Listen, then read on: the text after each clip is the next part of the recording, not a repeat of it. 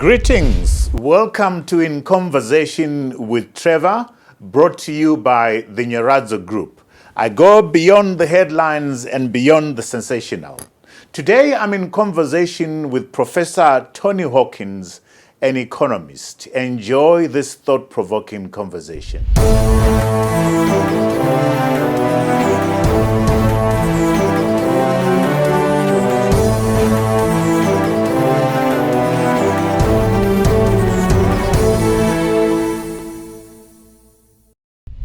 Professor Tony Hawkins, welcome to In Conversation with Trevor. Morning, Trevor. Tony, I don't take for granted your being here. I know you are busy, but I thought, given the crisis that we're going through, let me see if I can tap into your wisdom. I've been reflecting, Tony. I cannot remember being in such a chaotic environment, economically speaking, where there is no lack of consistency, lack of predictability. Is that your sense too? When were we last here? I think it's a close call, but 2007, 2008, it would probably be the time that is most similar. Similar but different. Different because in that dozen years or so, things have got worse in terms of unemployment, in terms of poverty, and in terms of the state of infrastructure, the level of investment, and so on. So in that sense, the fabric of the economy has weakened, and we're now more dependent than before, I think, on mineral exports and tobacco, and particularly dependent on remittances and so on. So it's different, in some regards worse, in some regards not as bad as. So that's a bit of a cop-out answer. What are the similarities when you look back between now and... Well, the similarities, I think, are we've had two bouts of hyperinflation since the turn of the century. We've had now, this week, we'll probably get 100% plus inflation figure. So we'll be back in three figures inflation, third time in 20 or less than that, 15 years, I suppose. So the similarities are there. It's a bit like Groundhog Day. We're sort of going around the block and coming back to where we started. We've changed the currency, first to the dollar. Now, for a dozen years, we've been trying to find a way out of dollarization. Officially, we're de-dollarizing. But last week, we announced we're going to pay 30% of grain purchases in US dollars and so on. So it's, as you said in your intro, it is policy inconsistency. Whether policy was as inconsistent as that a dozen years ago, I can't remember. But the similarities are that we haven't grappled with, the problem hasn't been solved. The problem is still there. I think it's a structural problem in terms of the balance of payments and the exchange rate.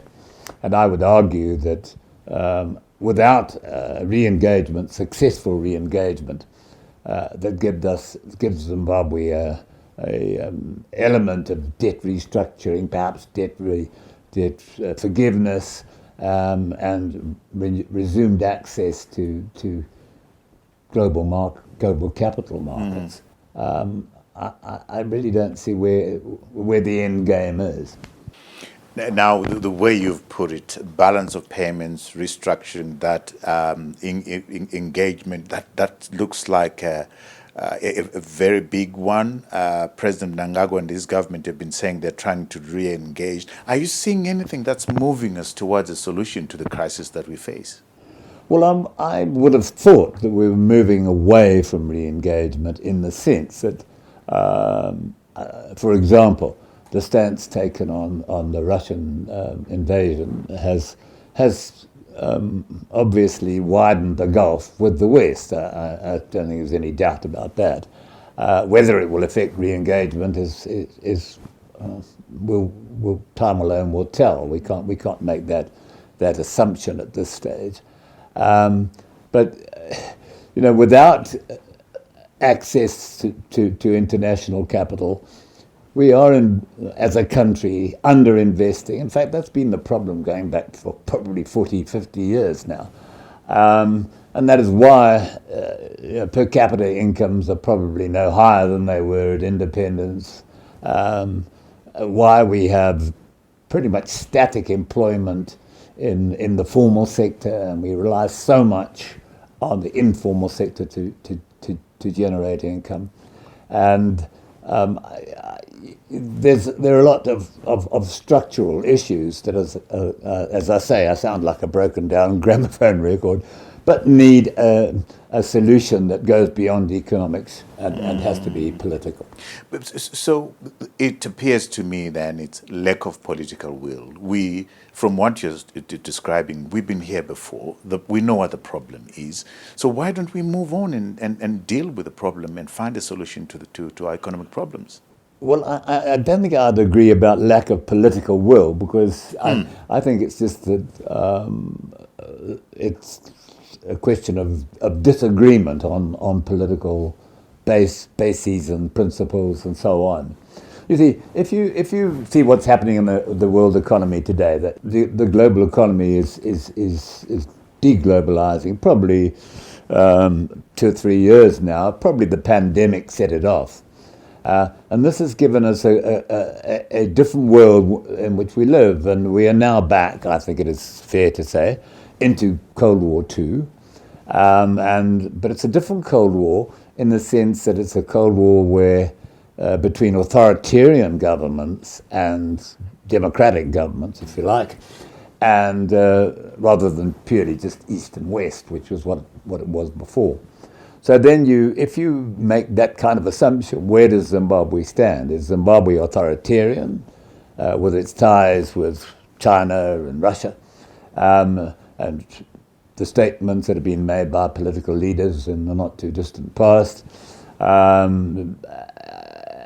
Are we, as a country, are we sort of lurching towards or edging towards the authoritarian side? And does that mean if that re-engagement may never happen or will be very difficult to achieve? And we will be re-engaging with the authoritarians rather than with the West. That's one possible explanation. But what hope is there for us? So re-engaging with China, re-engaging with Russia, can we examine those two possibilities? I mean, Russia is in a war with the rest of the world and Ukraine, and China seems to not be focused so much on Africa as it were, at least not according to the terms that we thought China would be engaged with us, or rather we don't seem to be in charge of those terms. I think it's true, certainly, that we're not in charge of those terms. I think it's a bit difficult to know quite where China's thrust is at the moment. I think they've got a number of issues on their hands. Obviously, the problems they're having with COVID is very critical at the moment. But also the extension of the existing leadership for a third term and so on, which is a break from the past. So I think China is, in some ways, it's been a disappointment for the West. Let me put it this way.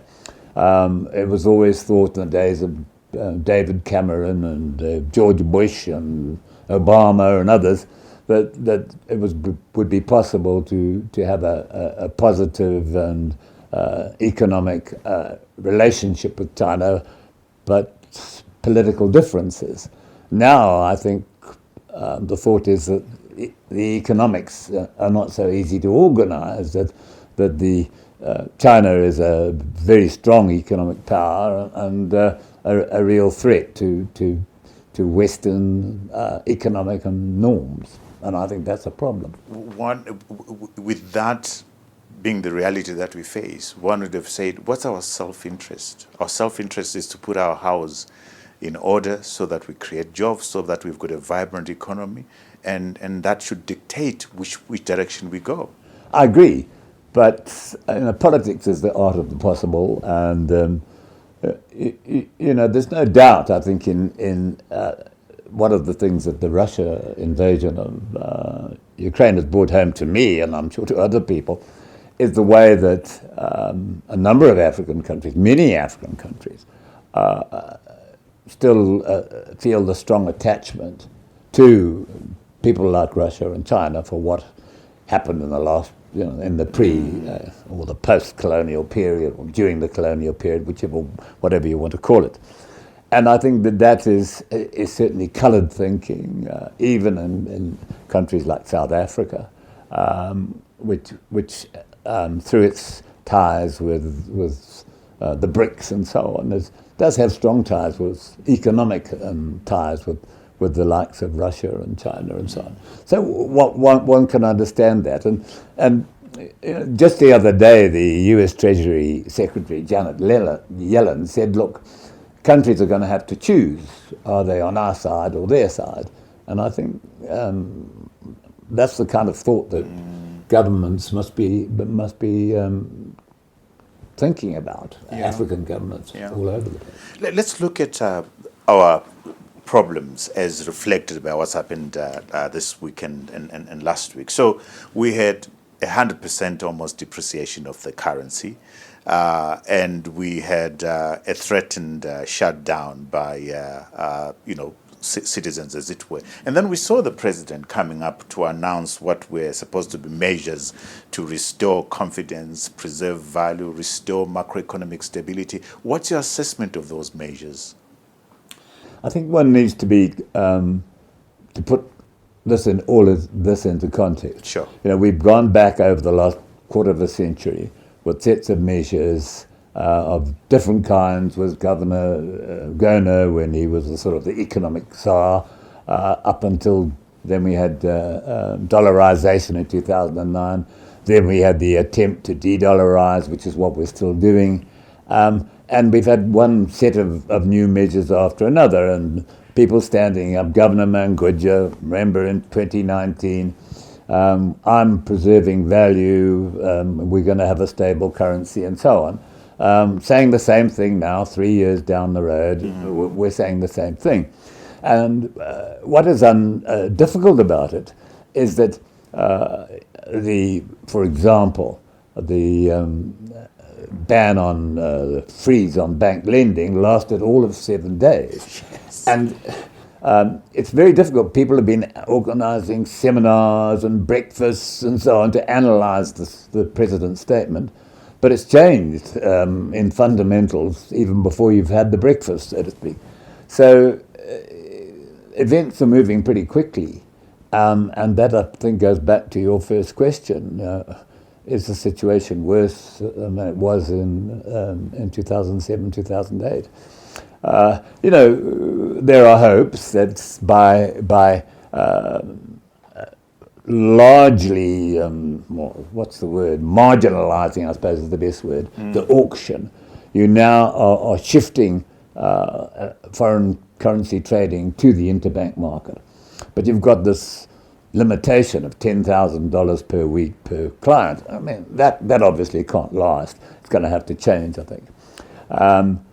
The problem that is bothering government, and one has sympathy with them, is that all we're seeing so far is the market chasing the parallel. Obviously, the aim is to converge, and there's no sign of that yet. Maybe it's coming. Hopefully, that's the aim of the policy. But even then, you have to ask the question: what are we converging with? I mean, who wants the Zimbabwe dollar? And that, to me, is the key issue. How do you restore confidence in a currency which, wherever you go, you don't see it used any longer? I mean, you talk to businesses, they will tell you 70% of their turnover, probably, something like that, is in US dollars. So, the ZWL, Zim dollar, has lost it's lost traction, let's use that word. And going back, it's going to be very difficult. Is it is it too late to go back? Or does Zimbabwe have to re-dollarize again? I think that's the choice that's facing the country at the moment. There is a sense, Tony, that there is no country in the world that dollarized and was able to get out of dollarization. Is that the quandary that we find ourselves in? Yes, I think that's probably true. There are cases like Israel and so on where there were very high levels of dollarization, and they've now gone back to their own currency. But it's very difficult. I struggle to think of any country that has abolished use of its own currency, as happened here in 2009, and then gone back to it. That's slightly more difficult than, because quite a lot of countries in emerging markets in Asia, Africa, Latin America have quite high levels of dollarization in terms of dollars as a proportion of total bank deposits. Here it's about 47, 48%, but it's normally lower in these countries. But we have now got to the stage. They tell me that if you go to Mbari market or you go out to the rural areas, it's dollars, perhaps in parts of the south, it's rands and so on, but it's foreign currency. And how you get back from, there's a psychological problem. The US dollar reached a 20-year high the other day, and the Zimbabwe dollar has reached a record low, so to speak. And to encourage people to go back to the record low is very difficult. It is a psychological problem, isn't it? Yeah. It becomes a mindset. Yeah. How do you deal, in terms of economic behavior, how do you deal with reversing a mindset that says there's no value in this? I mean, I'll tell you a story.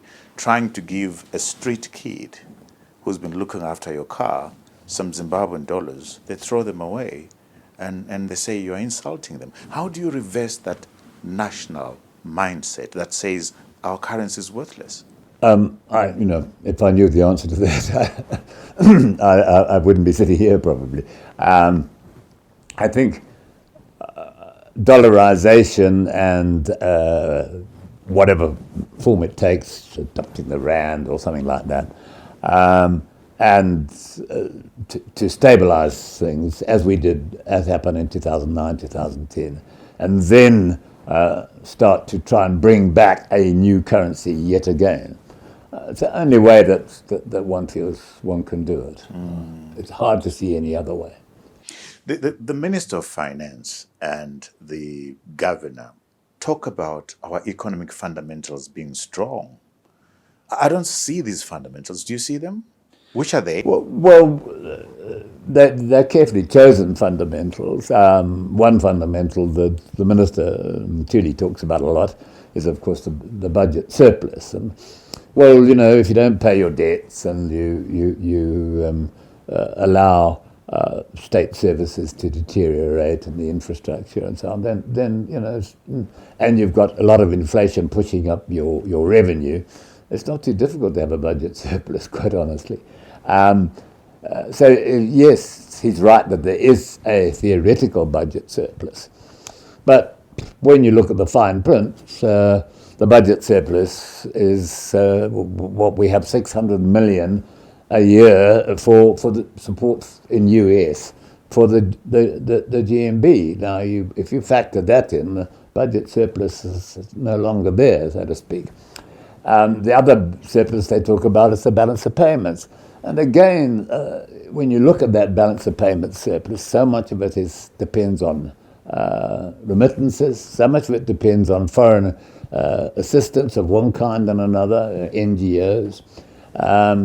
And of course, the build-up of things like nostros by firms that in the presidential statement the other day were regarded as part of the country's reserves. And so, yes, maybe there is a surplus there. I have my doubts because it's a surplus that doesn't go near the parallel, that doesn't go near the foreign currency market. remittances are not traded very often through the foreign currency market. If they are, they're traded through the parallel market. Yeah. As Nyaradzo, we strive to continuously bring convenience to our clients. Nyaradzo Group is proud to introduce Sawi, a new virtual chatbot assistant on WhatsApp.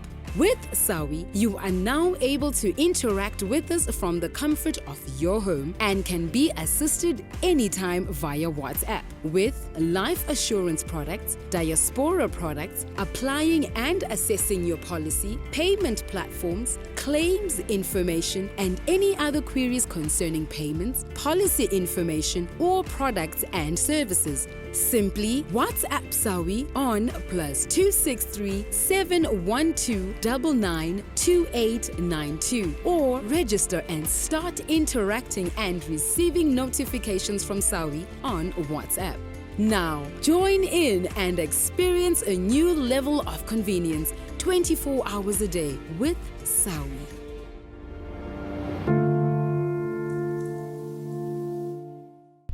Here's the problem I have, Tony, with these fundamentals, which are supposed to be in place. How do you explain them to a citizen in Mbare who's walking through potholed roads, doesn't have water, doesn't have electricity, struggling to meet their day-to-day basic ends? How do you explain that? How do you say to them the fundamentals are in order, but sorry, you're suffering? Explain that to me. I can't explain it to you, but I'll throw it back at you, because I'm not a political analyst or anything like that. But I ask myself, how come that when so many people are in poverty, so many people don't have jobs and living as you are describing, that the ruling party continues to win elections easily, or relatively easily. And that's the bit that I find very difficult to understand. Bill Clinton's famous statement, "It's the economy stupid," when he was talking about why people or how people vote and so on. In Zimbabwe, it doesn't seem to work like that at all. Therefore, I find it difficult to answer your question as to how you say to people that there is that the fundamentals are strong. I think another way of looking at it, which is also raises the political aspect, is where in the world do you have a situation when you have a what I call the Bardale Brook set that is doing very nicely, thank you, financially and so on. They send their kids to private schools. They send their kids to universities outside the country. They have solar. They have boreholes. Generators. They have private garbage companies coming to collect their garbage because the municipality doesn't do it, and so on. And they vote the same way as the mass of the rural voters. Now, I'm not a political scientist, so I do find it impossible or difficult to explain that. And that's where the fundamentals come in, because I think the guys living out in Bardale Brook will say, yeah, fundamentals are marvelous, thank you very much. I'm very comfortable. So you threw the question back at me, and my answer would be, I don't feel the fundamentals are in place. I feel the pain of shortages of power, providing my own water via my borehole, having a generator, having to import solar panels for power. The people that I live with, that are surrounding me, I suffer deprivation. The extended family is continuing to be extended and wants to be taken care of. There is a sense that the public is disengaged. I think I'm trying to answer my own question there. As far as the political aspects of it is concerned, the public is disengaged. Right now we're hearing, Tony, that people are not registering in the numbers that we thought they would be. Have people lost confidence in democracy? Perhaps. Has the rigging that we've been talking about put off a lot of people? Perhaps. I think I would sort of leave it there and say maybe that's where we find ourselves with the disengagement that is not taking into account the fact that you are empowered to be your own political agent and change your own circumstances. Yes, I think that's a very sort of logical answer. I think one would also add you've got high levels of immigration, of skills. I do quite a lot of work with accountants these days, one way and another, and they tell me there's an acute shortage of accountants, and that businesses are finding it difficult to get their accounts audited on time and things like that, because the guys who are qualified are going elsewhere, or some of them are just going private here and leaving the big business firms and running their own quiet little businesses, entrepreneurs and so on. But you're not just seeing the skills immigrating, you're seeing the ordinary guys immigrating. We all know the stories about going to a restaurant or in South Africa. Or using an Uber in South Africa and so on. Let's go back to the issue of currency. How the government's use of foreign currency in revenue collection, is that a vote of confidence in the currency? Well, I suppose it is in the narrow sense. I mean, government is stuck on how to manage the budget in this situation. A dual currency system, which is a phrase used these days, is all very well, but the problem is it has the seeds of its own destruction, because there's always people wanting to arbitrage between one and the other, one way or another. And that makes life very difficult for government in terms of tax collection and so on, and salaries for their staff. Let's just go back to what has happened in the last 10 days. One of the statements that was made, or the statement that is made in the president's statement, was that retailers and wholesalers should would be allowed to benchmark their prices on the new interbank rate, so to speak. Well, then the interbank rate devalues by 45% straight away, like that, just stroke of a pen. Now, what does that mean to salaries? What does that mean to the workers? The worker says the prices are going to be benchmarked to 45% upwards. What about my salary? And so I think we face a very severe, serious wage crisis coming, because the workers are going to say, no, if it's sauce for the goose, it's got to be sauce for the gander as well. So we want our increase, and you can only understand that. And so I would see very difficult time ahead in terms of industrial relations and so on for employers, and of course for government, which has if probably the major employer, how they're going to handle it. It doesn't help, Tony. I mean, those are tough issues, scenario that you're painting. It doesn't help that we're getting into silly season, isn't it? We're getting into the political season, campaigning for the elections in 2023. This doesn't look good at all, Tony. Well, I think it's broader than, yes, I agree, but it's broader than just salaries there. I mean, government finances one way and another, rural, small-scale agriculture, as we all know. And with the fourfold increase, say, in fertilizer prices, higher chemical prices, higher fuel prices, etc., the agricultural support programs for the 22-23 season are going to cost massively more than they did this last year. And that's just ahead of the election. And you don't want to cut them back, because that's going to cost you votes. So you've got to spend more money on that, as well as the costs of the election anyway, and so on. So there's, I think, a very real budget crisis on the horizon. And I think Ntuli is going to have to drop talking about budget surpluses and worry more about budget deficits. He's not obviously going to want to increase taxes ahead of elections, understandably. And he's going to have to borrow more and spend more, and that will undermine inflation.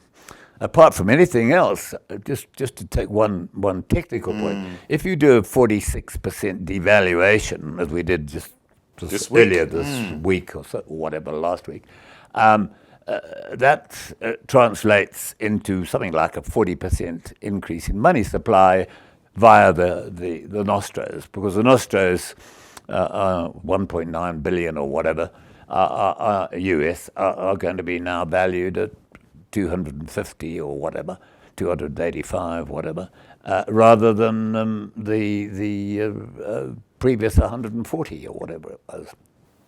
Wow. So let me deal with the optics of the announcement by the president. He has the Minister of Finance on his right. He's got the Governor of the Reserve Bank on the right. For me, or on the left rather, the optics were not right. I don't know if you got that sense, because we're supposed to have an autonomous Reserve Bank. To have the president of the country making that kind of an announcement doesn't send the right signals. Did you pick that up, or I'm exaggerating this? Yes, I didn't watch it, so the optics weren't obvious to me in that sense. What I thought was it was interesting that the president made the statement rather than either the Minister of Finance or the governor. You referred to the central bank as being autonomous. The central bank is not autonomous. One of the big problems is we need an independent central bank that is able to turn to the government and say, no, we can't print any more money, and no, we shouldn't be doing this. No, we're not going to say we're going to suspend bank lending. No, we're not going to say there's going to be zero growth of reserve money, because these things won't work. I mean, the governor must have known that, and I could only assume that he was disregarded. His views were set aside, and he had to toe the line on that. He was ordered to do that. Were we supposed to take comfort from the announcement that reserve money growth will decline from 5% to 0%? Are we supposed to get comfort from that? No, because as implied in your question, from 5% to 0 is not a great deal. And secondly, it can't happen. You can't have zero reserve growth when you've got 100% plus inflation. It's just not going to happen. And massive devaluation as well. And I'm sure the governor knew that when it was announced. So the auction has failed. Am I right? I think the auction, as the previous one in the early 2000s, the aim was to use it as a transitional mechanism, though it was never said that or described in those terms. But I think it was transitional and intended to be transitional. And that is pretty much the way we're going. If you look at this last week's auction, something like what was it, $48 million of bids were accepted, but only 6.8 were allocated. Now that part seemed to me to be a contradiction of the statement of May 7, which said we're only going to allocate what we've got. Well, logically, that means you only accept what you've got. The idea that you accept one thing and allocate another doesn't really make a lot of sense. So I think the auction is being marginalized, and I think that the move to an interbank market is a good one. But to make that work, you've got to take away the 10,000 limits and so on. And the other problem, and it goes back to what I was saying earlier, is those who are dealing with the interbank market will tell you that there are lots of buyers, but not too many sellers. And so the market is headed one way. So there is a lot of arbitrage opportunities that are all over the place where you look. Yeah. And you cannot punish the market You cannot punish people from behaving like economic animals.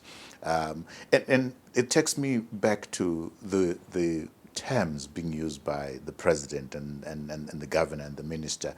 There's marketing discipline. I mean, what is marketing discipline? I'm trying to look for cover because you have made a policy that's threatening my savings and I'm going somewhere else. What do you read into that, Prof?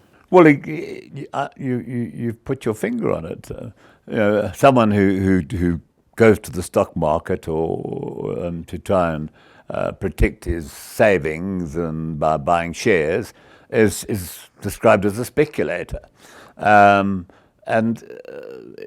anyone who is a rational economic animal and behaves rationally, for example, you take your dollars out of your nosto and walk around the corner and change them into ZWLs at a much more favourable exchange rate. If you need to pay, the municipality or school fees, or whoever wants to have, whoever's unfortunate enough to have ZWL. And that's normal economic behaviour. It's not sabotage, it's not speculation, it's just common sense, looking after your own interests.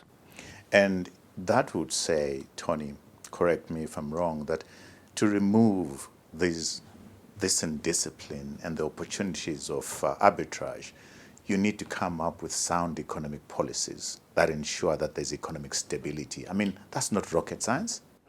No, it's not rocket science. And the government would say, look, our policies are sound, and they would bring up precisely the point about fundamentals that we've referred to earlier, budget surplus, balance of payment surplus, and so on.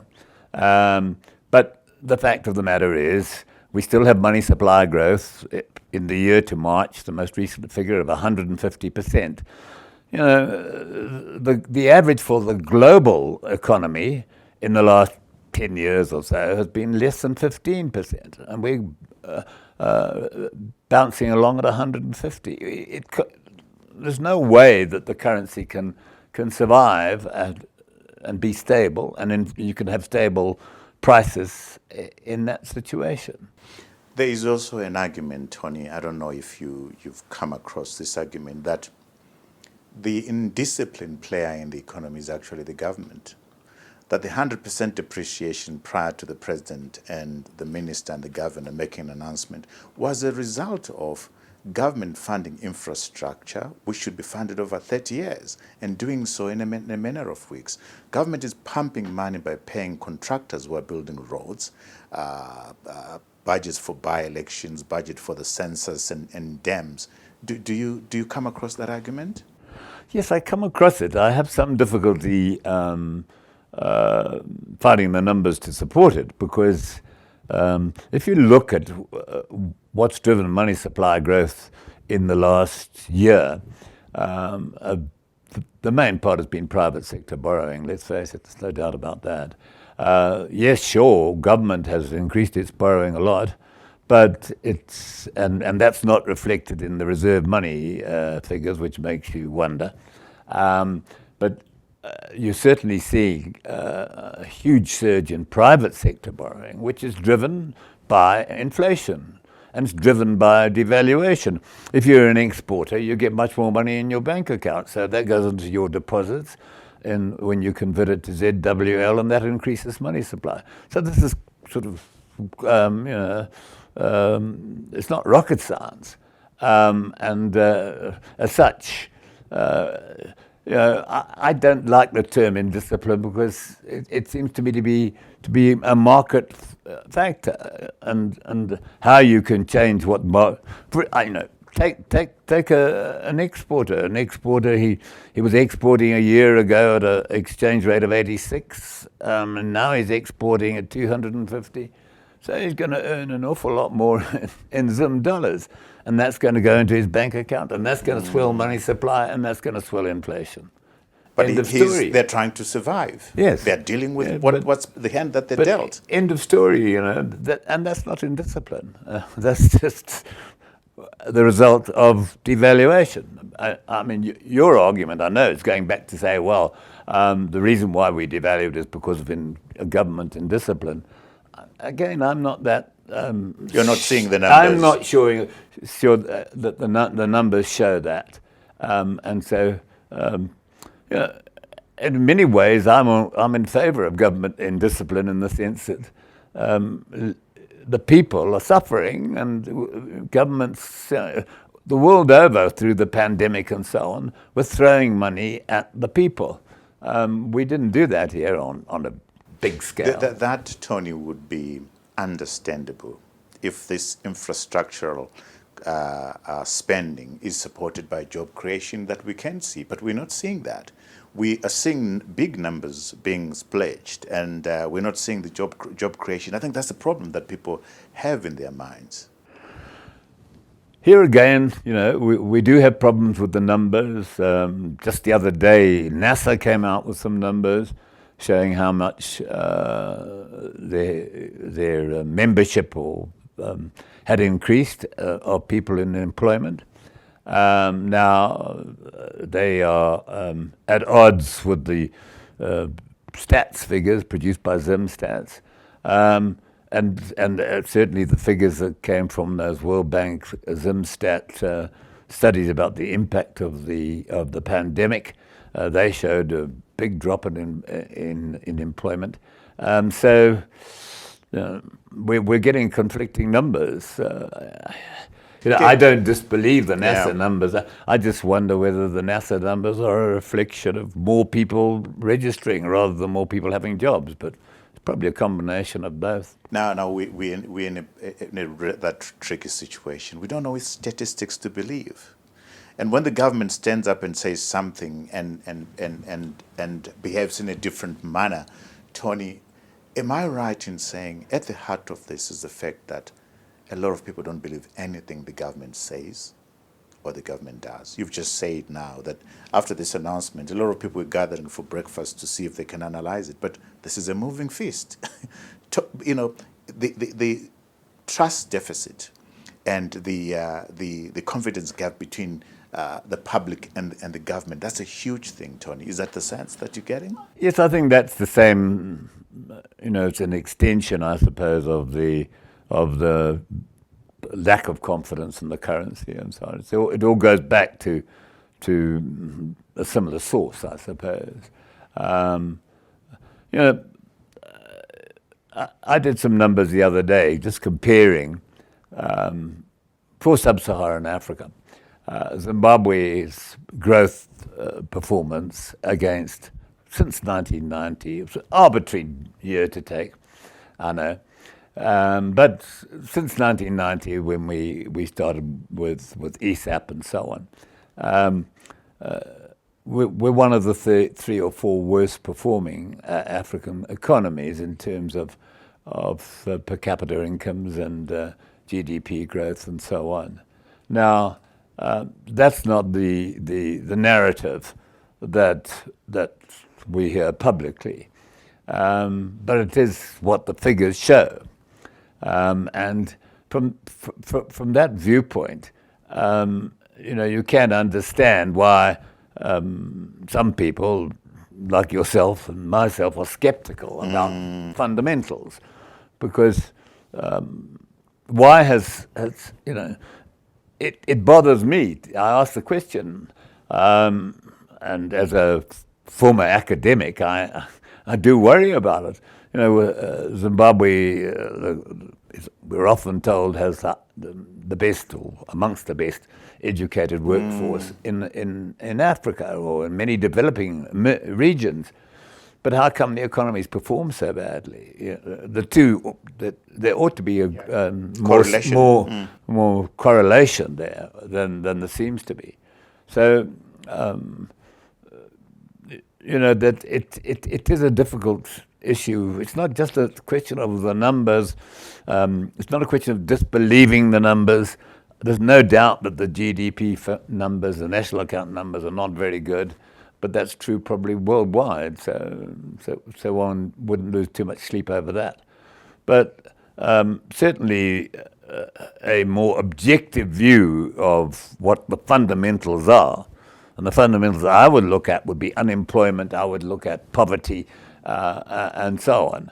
And living standards generally, when I read that... job growth? Yeah, job growth, Yeah. yes. And when I look at being told that the number of pupils writing O-levels has halved in the last X years, you say, what's the long-term implication of that? And my view is that educational standards have deteriorated across the board. As Nyaradzo, we strive to continuously bring convenience to our clients. Nyaradzo Group is proud to introduce Sawi, a new virtual chatbot assistant on WhatsApp. With Sawi, you are now able to interact with us from the comfort of your home and can be assisted anytime via WhatsApp. With life assurance products, diaspora products, applying and assessing your policy, payment platforms, claims information, and any other queries concerning payments, policy information, or products and services. Simply WhatsApp Sawi on +263 712 992892 or register and start interacting and receiving notifications from Sawi on WhatsApp. Now, join in and experience a new level of convenience 24 hours a day with Sawi.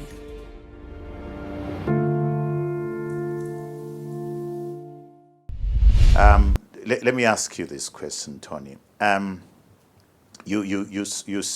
I asked you about some of these announcements that were made, I say to myself, why would the Minister of Finance and the Governor of the Reserve Bank agree to banks being shut, basically, not to lend? Some of these announcements that are made, Tony, just don't make sense, even to me, who is not an economist. How do we have these things happening? Do you have an explanation?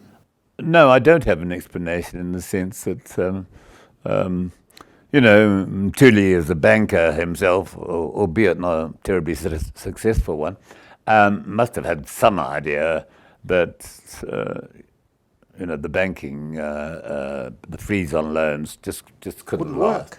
And maybe politics being the art of the possible, he just said to himself, well, let them try, and if it won't work, and then we can go back to look at something more viable. But surely the governor himself must have known that it wasn't going to work.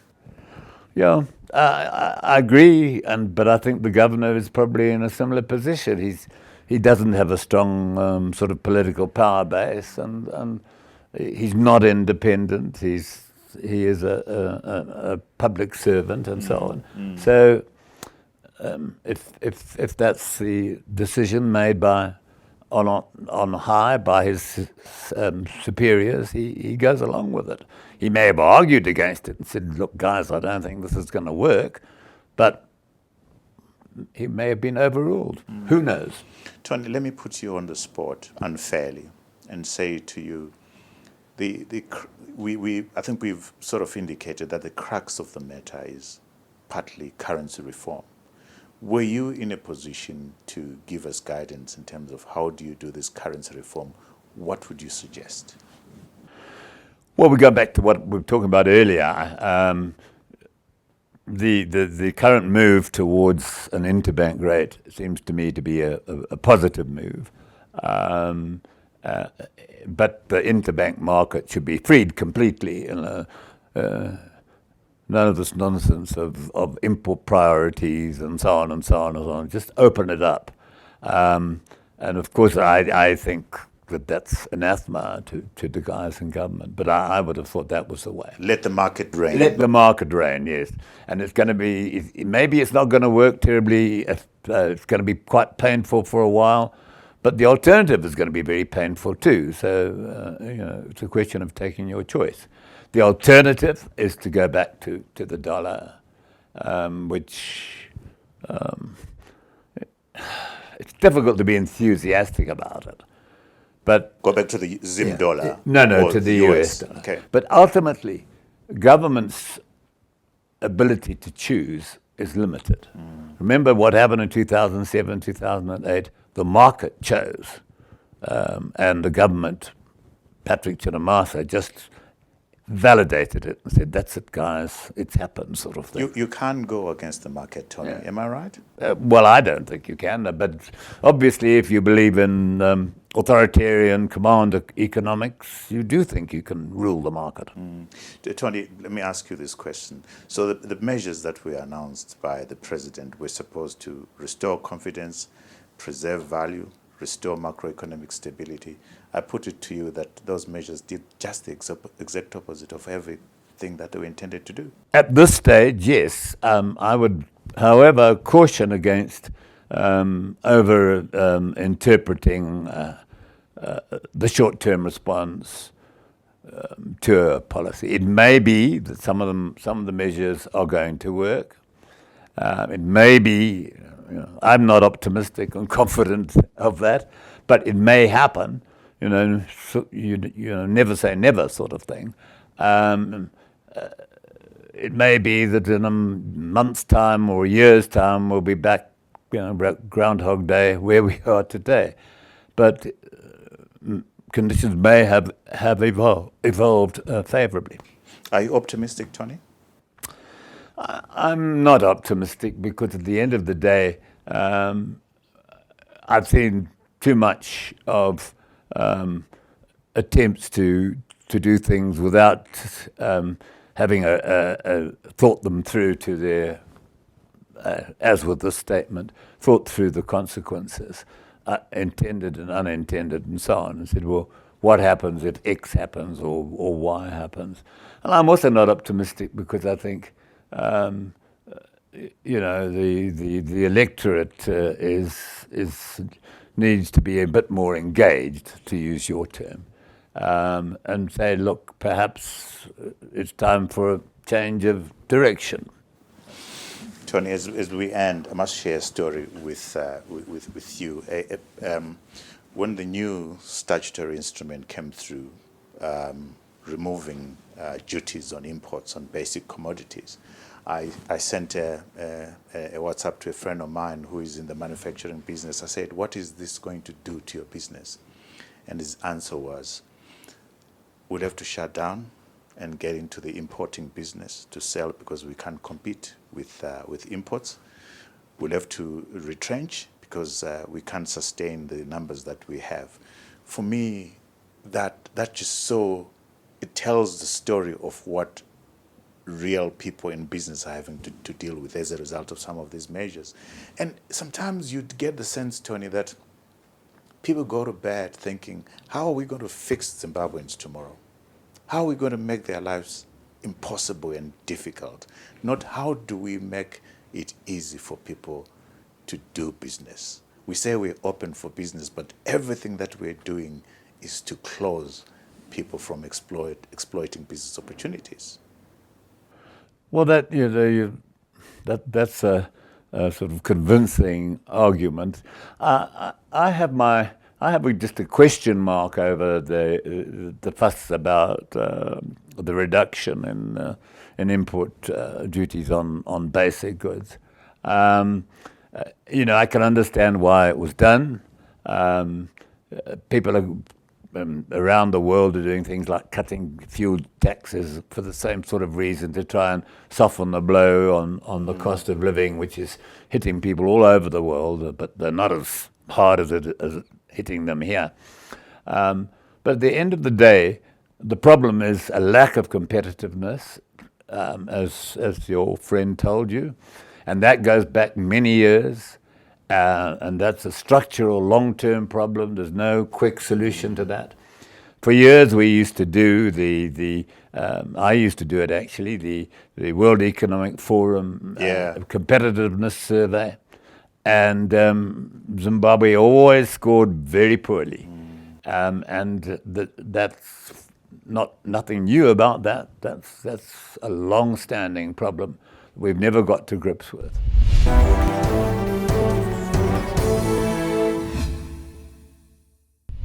Tony, I'm not going to let you go before asking you for your book recommendations. I know I brought you particularly just to look at the recent policy changes and the pandemonium that's followed. But what books have you read, Tony, that you'd want to recommend to our book-loving audience who are out there? I'm not too sure about book-loving audiences anymore because people seem to be mainly interested in podcasts and things like that.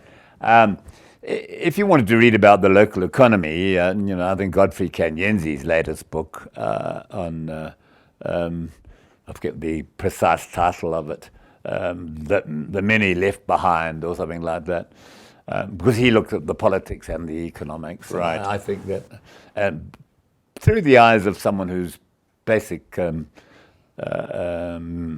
field is labour economics and so on.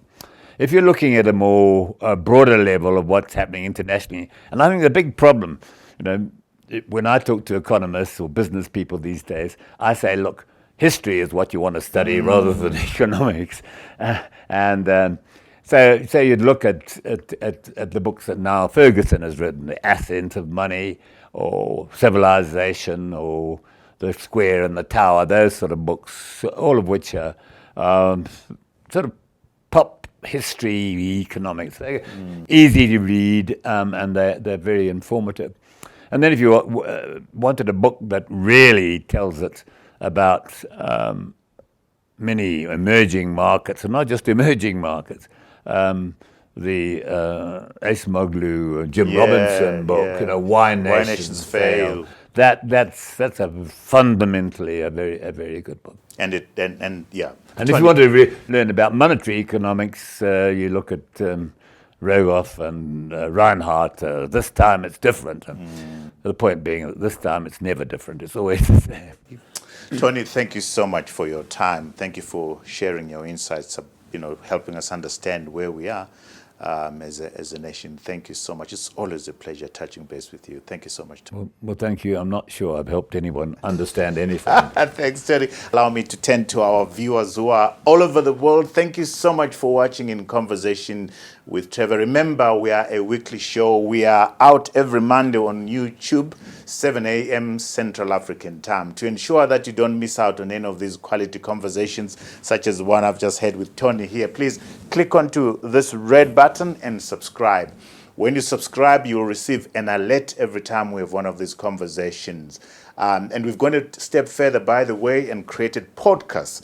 Click onto the link below this video for your listening pleasure. Until next time, cheers to you all.